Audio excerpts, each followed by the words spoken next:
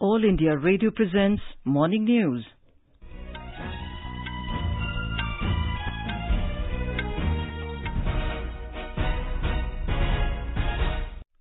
Good morning. I'm Anuja Kumar and with me is Saira Mujtaba. The headlines. Insolvency and Bankruptcy Code Amendment Bill 2021 passed by the Parliament. Lok Sabha passes Essential Defence Services Bill 2021, amending Industrial Disputes Act 1947 to include essential defence services under Public Utility Services. Lok Sabha to take up Commission for Air Quality Management in National Capital Region and Adjoining Areas Bill for consideration and passage today. India's cumulative COVID vaccine coverage crosses 48 crore milestone. National recovery rate stands at 97.38%. Tourism activities reopen in Andaman and Nicobar Islands after 3 months. Negative RT-PCR report mandatory for air passengers arriving in Chhattisgarh. UN Security Council condemns attack on UN premises in Herat, calls on Islamic Republic and the Taliban to engage meaningfully in an inclusive peace process. In Olympics, action-packed day for Indian players. Athlete Neeraj Chopra qualifies for men's javelin throw finals. Wrestler Ravi Kumar advances to the next round in men's freestyle 57 kg event. And in cricket, India to take on England today in the opening test match of a 5-match series in Nottingham.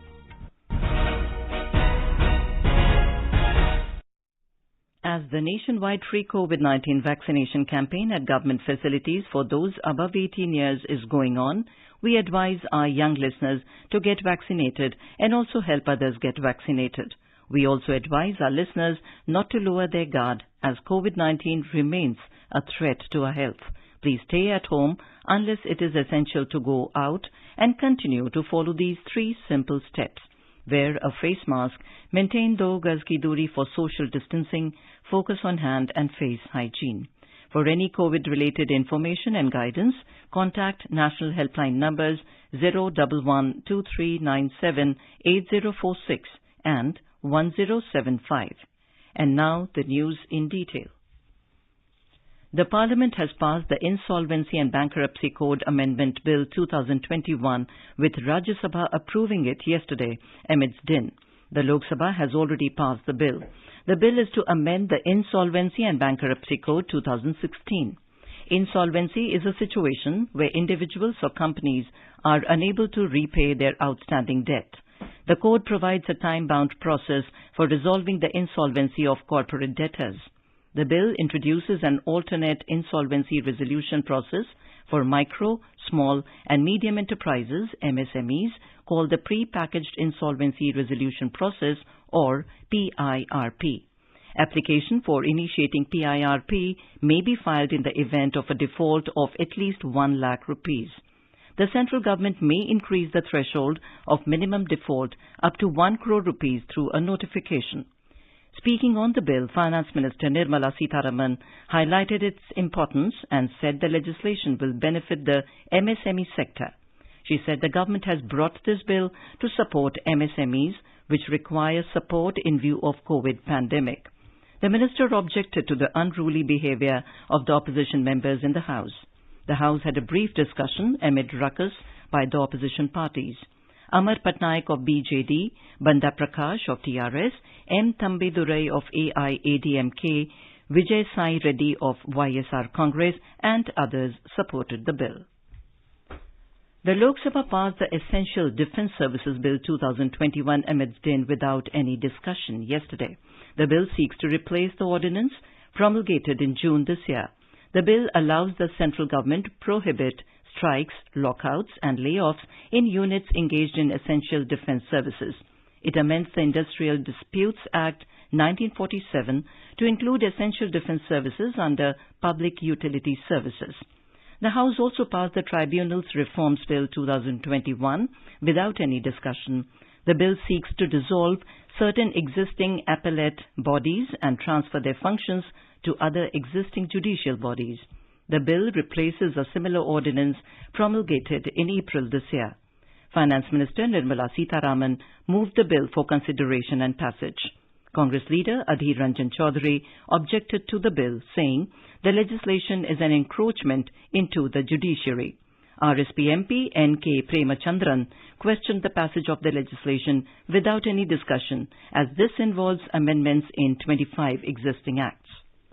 Lok Sabha is scheduled to take up Commission for Air Quality Management in National Capital Region and Adjoining Areas Bill for consideration and passage today. The bill provides for the constitution of a commission for better coordination, research, identification and resolution of problems related to air quality in the National Capital Region and adjoining areas. The Coconut Development Board Amendment Bill 2021 is also likely to be taken up for consideration and passage. The bills that are scheduled for consideration and passage in Rajya Sabha include the Limited Liability Partnership Amendment Bill 2021, the Deposit Insurance and Credit Guarantee Corporation Amendment Bill 2021, and the Constitution Scheduled Tribes Order Amendment Bill 2021. The Airports Economic Regulatory Authority of India Amendment Bill 2021 is also listed for consideration and passage. In a significant achievement, India's cumulative COVID vaccination coverage has crossed the 48 crore landmark milestone on the 200th day of nationwide vaccination drive yesterday. More than 51.51 lakh vaccine doses were administered during the day. 5 states, Madhya Pradesh, Gujarat, Rajasthan, Maharashtra and Uttar Pradesh have administered more than 1 crore cumulative doses of COVID-19 vaccine in the age group of 18 to 44 years. Also, Andhra Pradesh, Assam, Chhattisgarh, Delhi, Haryana, Jharkhand, Kerala, Telangana, Himachal Pradesh, Odisha, Punjab, Uttarakhand and West Bengal have vaccinated more than 10 lakh beneficiaries in the age group of 18 to 44 years with the first dose of COVID vaccine.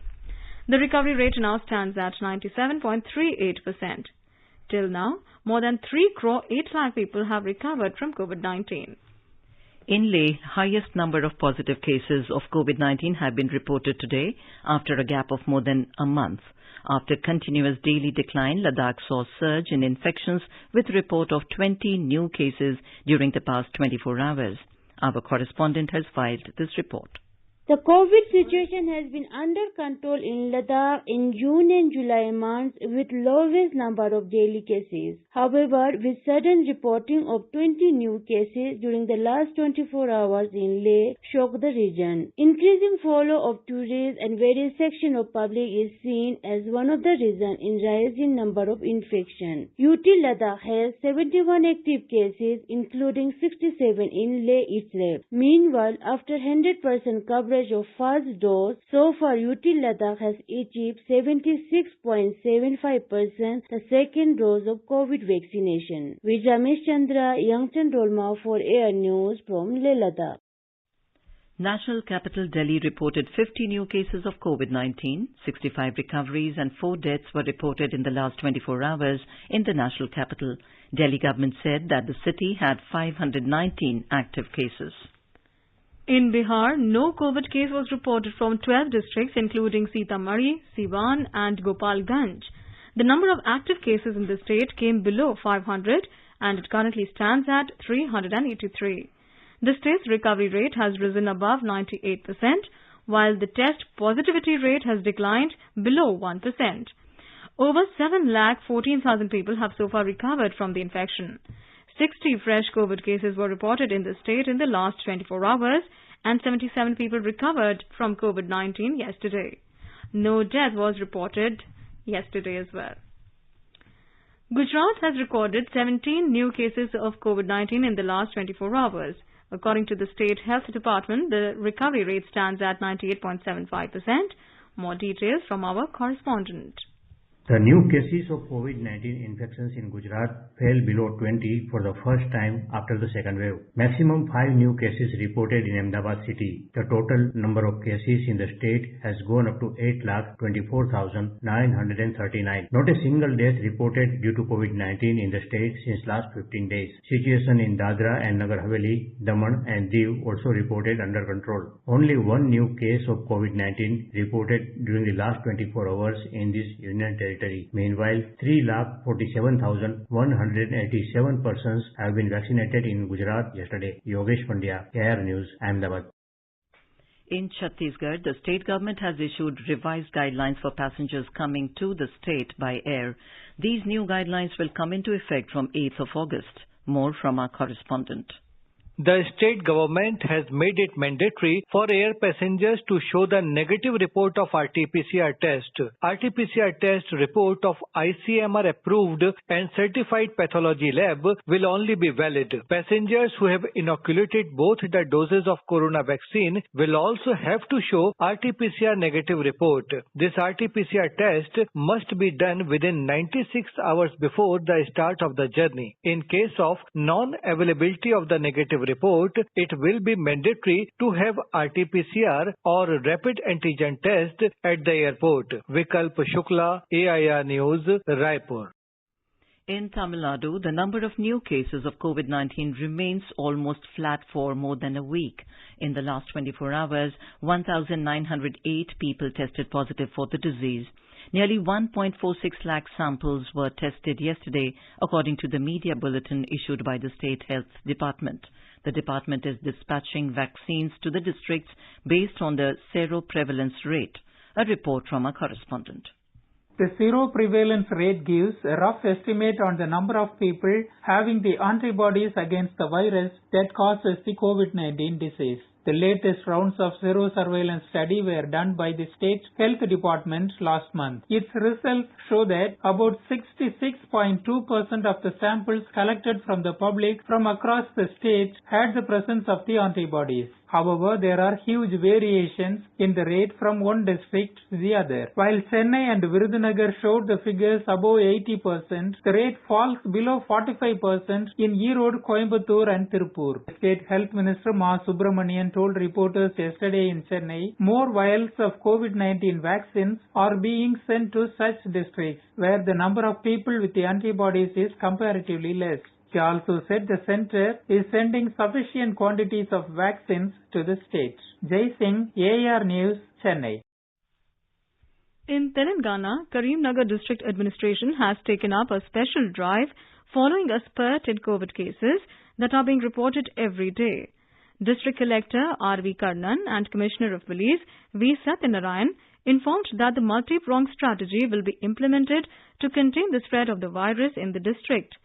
Karimnagar district has been reporting over 60 to 70 fresh COVID cases daily, that is the highest in the state. As part of focused measures, the administration has decided to strictly enforce COVID protocols and impose a fine of up to 1,000 rupees on people who do not wear a mask from today onwards. More details from our correspondent. Karimnagar district has been one among the districts in Telangana where the spread of disease is under control from the starting of the pandemic. However, for the past few weeks, Karimnagar has been on the top of the list where maximum number of COVID cases are being reported in the state, that is between 60 to over 70 daily. After detailed analysis about the rising cases, the district administration has decided to take up a special drive to contain the spread of disease today onwards. As part of it, 1,000 rupees will be fined for those who do not wear masks, and strict action will be taken against those organizers who violate COVID protocol. Isolation centers are being opened where the number of fresh cases is high. With Sampath Kumar in Karimnagar, Lakshmi, AIR News, Hyderabad. Karnataka logged 1,674 fresh COVID-19 cases yesterday, taking the total tally to 29.09 lakh. While 38 deaths took place yesterday as well, taking the death toll to 36,650. At the same time, 1,376 people were discharged. More details from our correspondent. Karnataka has increased vigilance in Kerala and Maharashtra borders, where the checkpost personnel are ensuring that only those with negative RT-PCR test report are allowed to enter the state. The Additional Director General of Police Law and Order, Pratap Reddy, has said that interstate restrictions on movement will continue till the COVID positivity rate comes down. Speaking to media persons at Talpadi checkpost at Karnataka-Kerala border, he said those without RT-PCR negative report will be shifted to a temporary quarantine center and those testing positive will be shifted to COVID care centers. He, however, clarified that patients suffering from cancer or those needing a dialysis and students appearing for examinations from Kerala are exempted from submitting RT-PCR negative reports. Sudhindra, AIR News, Bengaluru. In Andaman and Nicobar Islands, all tourism activities have been reopened after more than 3 months. Beaches, water sports activities, museums and boat riding are going to start again in the whole island except Nicobar. Accordingly, quarantine rules have also been relaxed for tourists or visitors coming to the islands from mainland. Now, tourists or visitors will only have to undergo quarantine at hotels till the availability of their RT-PCR report, for which free test will be conducted on the arrival at Port Blair as before. Prior to this, a 7-day mandatory home isolation was in force. After testing negative in Port Blair, they can go ahead as per their plan. However, carrying valid negative RT-PCR report is required while boarding the flight to Port Blair. The samples should have been collected within 48 hours from the inception of the journey. You are listening to the morning news on All India Radio. A reminder of the headlines before we move on. Insolvency and Bankruptcy Code Amendment Bill 2021 passed by Parliament. Lok Sabha passes Essential Defence Services Bill 2021, amending Industrial Disputes Act 1947 to include essential defence services under Public Utility Services. Lok Sabha to take up Commission for Air Quality Management in National Capital Region and Adjoining Areas Bill for consideration and passage today. India's cumulative COVID vaccine coverage crosses 48 crore milestone. National recovery rate stands at 97.38%. Tourism activities reopen in Andaman and Nicobar Islands after 3 months. Negative RT-PCR report mandatory for air passengers arriving in Chhattisgarh.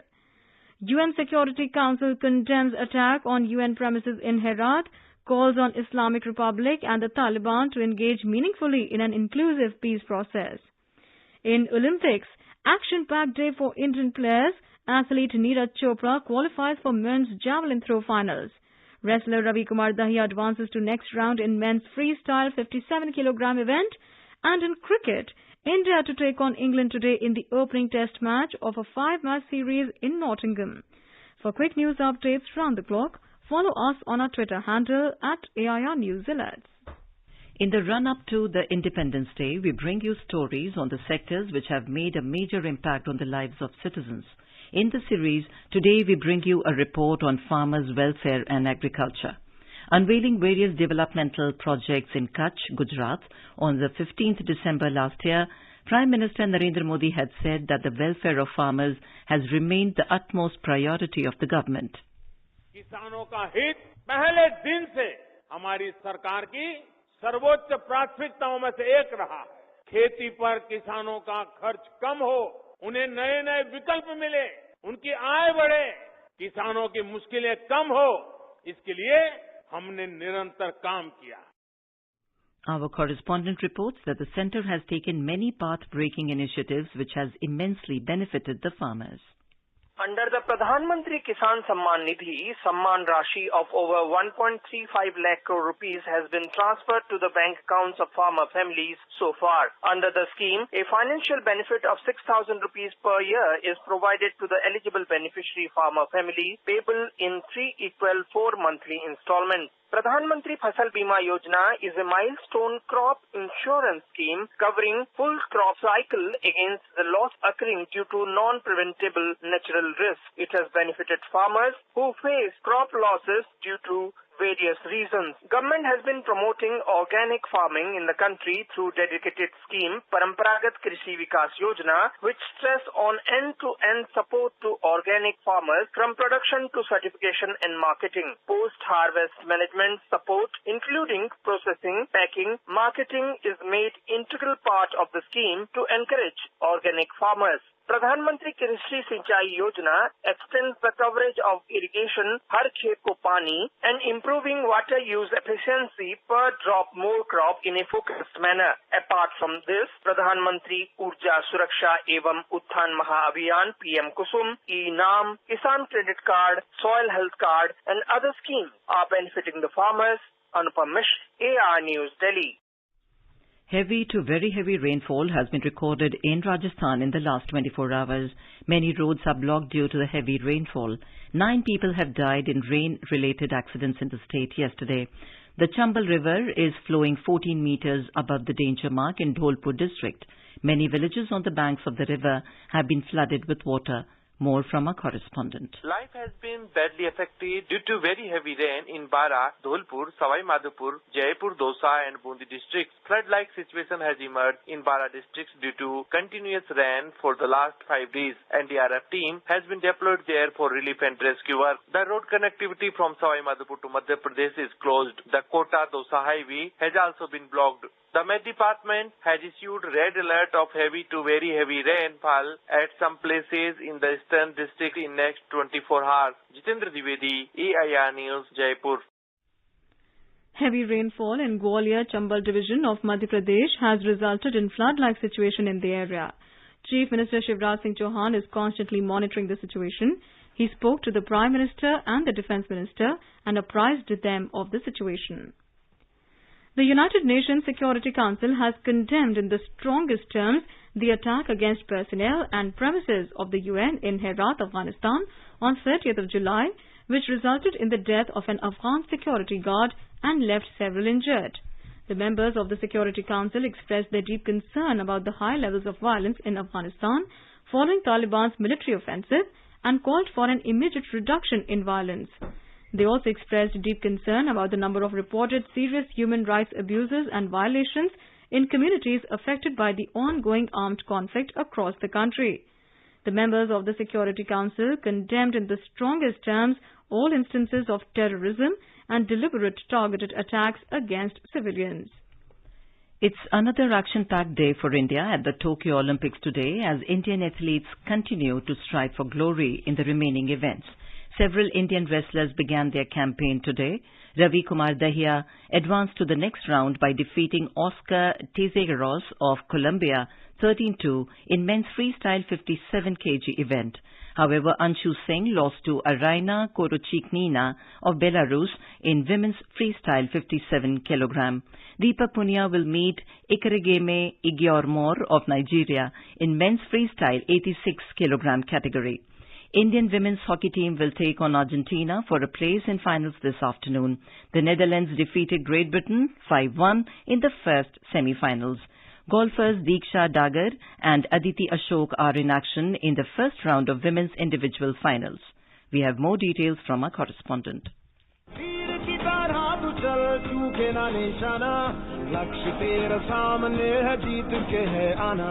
India's day at the Tokyo Olympics began on a winning note, giving an impressive performance. Promising athlete Neeraj Chopra sealed an automatic qualification for the men's javelin throw finals by throwing 86.65 meters in his first attempt. He topped the overall standings of the qualification round by easily eclipsing the qualification mark of 83.50 meters. However, fellow javelin thrower Shivpal Singh failed to cross the qualification hurdle with his best throw of 76.40 meters. Men's javelin throw final will take place on 7th August at 4:30 p.m. Indian time. In women's hockey, after making history, the Indian team is just one win away from clinching its maiden medal at the Olympic Games. The Indian Eves will be locking horns with world number 2 Argentina in the semi-finals at 3:30 p.m. Indian time. The team, led by Rani Rampal, stunned 3-time Olympic gold medalist Australia with a solitary goal in the quarter-final and are on a 3-game winning streak. Gurjeet Kaur scored the lone goal in the match during the first half through a penalty corner. On the other side, Argentina have also been in good form after winning 4 out of their 6 matches in Tokyo. The winner of the match will set up the summit clash with the Netherlands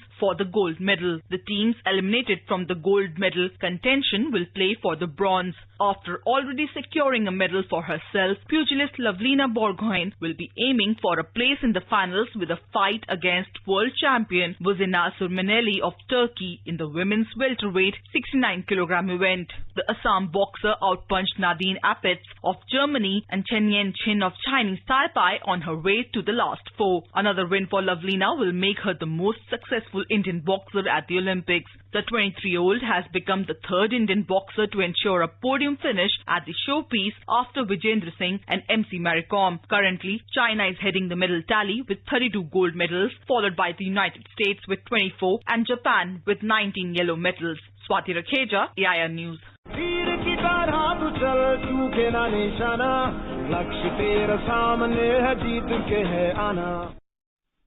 In cricket, India will take on host England today in the opening test match of the 5-match series at Trent Bridge in Nottingham. Virat Kohli's team is all set to square off with Joe Root's team in this much-awaited encounter. The series will kickstart the second edition of ICC World Test Championship, which will be played in 2021-23 cycle. The match will begin at 3:30 p.m. IST. In the England team, Ben Stokes took a break from cricket over mental health issues. Now let us take a look at the weather update for today. National capital Delhi is likely to experience generally cloudy sky with light rain. Mumbai will have generally cloudy sky with moderate rain. Minimum temperature was 25 degrees Celsius, while the maximum is expected to be around 30 degrees. Chennai is expected to have generally cloudy sky with light rain. Kolkata will have generally cloudy sky with 1 or 2 spells of rain or thunder showers. Minimum temperature was 26 degrees Celsius and the maximum will be around 31 degrees. Srinagar will see a partly cloudy sky with temperature hovering between 19 and 31 degrees Celsius. Jammu will have partly cloudy sky with possibility of rain or thunderstorm or dust storm. Leh is expected to have partly cloudy sky. Gilgit will have partly cloudy sky. Temperature will hover between 22 and 35 degrees Celsius.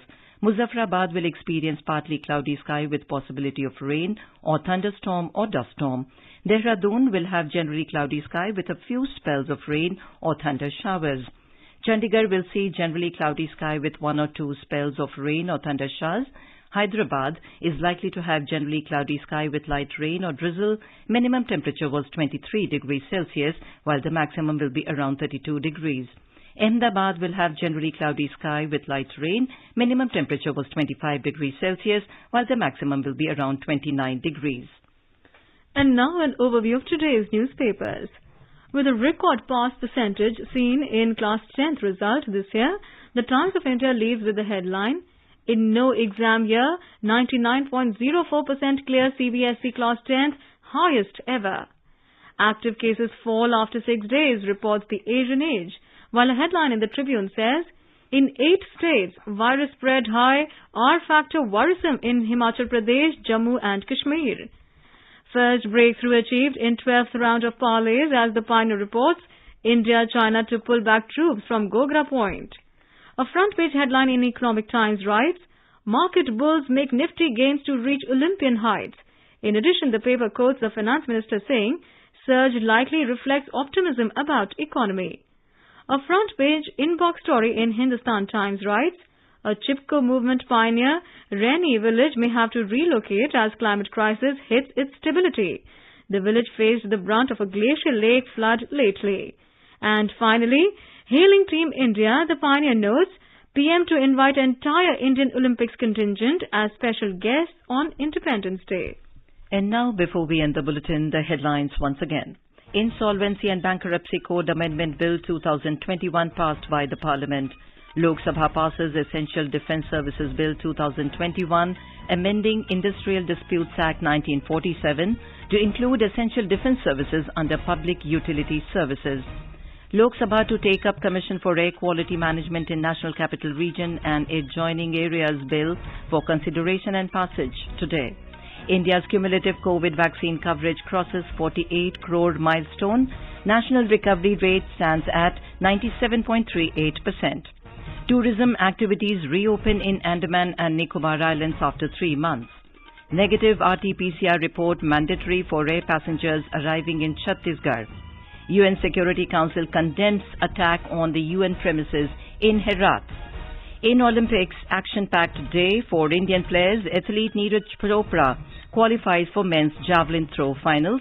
Wrestler Ravi Kumar Dahiya advances to next round in men's freestyle 57 kg event. And in cricket, India to take on England today in the opening test match of a 5-match series in Nottingham. With that, we end the morning news. Have a nice day.